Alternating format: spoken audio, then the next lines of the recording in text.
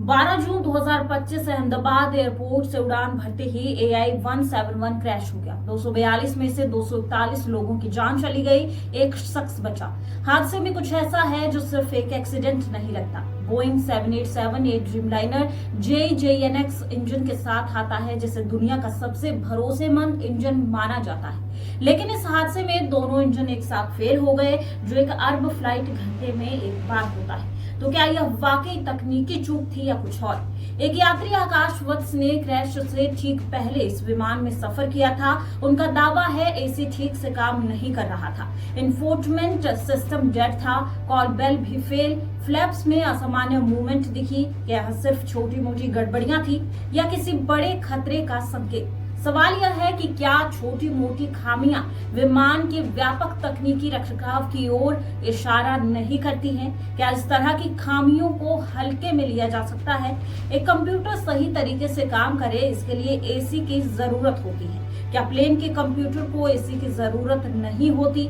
कुछ media report में यह भी कहा गया कि अहमदाबाद में 43 डिग्री सेल्सियस का तापमान इंजन प्रदर्शन को प्रभावित कर सकता है, खासकर फुल टैंक लोडिंग के साथ। रूबेन सांता मार्था, एक साइबर सिक्योरिटी शोधकर्ता, ने 2019 में डेफकॉन कॉन्फ्रेंस में प्रस्तुति दी थी, जिसमें उन्होंने बोइंग 787 के इन फ्लाइट एंटरटेनमेंट सिस्टम और अन्य नेटवर्क सिस्टम्स में संभावित कमजोरियों की बात कही थी। उन्होंने सुझाव दिया था कि इन सिस्टम्स को हैक करके विमान के कुछ गैर महत्वपूर्ण कार्य को प्रभावित किया जा सकता है। हालांकि उन्होंने यह नहीं कहा कि पूरे विमान को क्रैश कराया जा सकता है। उनके शोध में यह भी उल्लेख था कि महत्वपूर्ण सिस्टम जैसे फ्लाइट कंट्रोल को हैक करना बेहद मुश्किल है, क्योंकि यह सिस्टम अलग थलग यानी एयर गैप्ड और सुरक्षित होते हैं। पर साइबर सिक्योरिटी विशेषज्ञों के अनुसार विमान के नॉन क्रिटिकल सिस्टम जैसे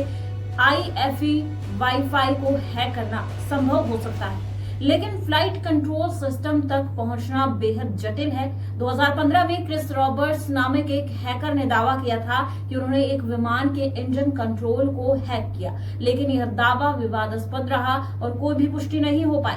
हादसे के बाद वायरल हुआ एक ट्वीट एक कथित पूर्व CIA अधिकारी सारा एडम्स का, जिसने दावा किया कि ISI भारत पर एक बड़ा हमला करने वाला है, और तारीख थी 9 जून। AI-171 हादसा हुआ 12 जून को। क्या यह सिर्फ अफवाह है या कनेक्शन? पांचवा और आखिरी सवाल, पायलटों का अनुभव और मेडे कॉल। कप्तान सुमित सब्रवाल के पास 8,200 घंटे और फर्स्ट ऑफिसर क्लाइव कुंदर के पास 1,100 घंटे का उड़ान अनुभव था। इतने अनुभवी पायलटों द्वारा मेडे कॉल जारी करने के बावजूद विमान को बचाने में असफलता सवाल उठाती है। टेक ऑफ के 30 से 33 सेकंड के बाद ही विमान ने ऊंचाई खो दी। इतने कम समय में क्या हुआ कि पायलट स्थिति को नियंत्रण नहीं कर सके? शायद ये सब महज संयोग हो, लेकिन इतने सारे संयोग एक साथ AI-171 की कहानी अधूरी है और सवाल अब भी जिंदा है, और इन सवालों के जवाब मिलना बेहद जरूरी है।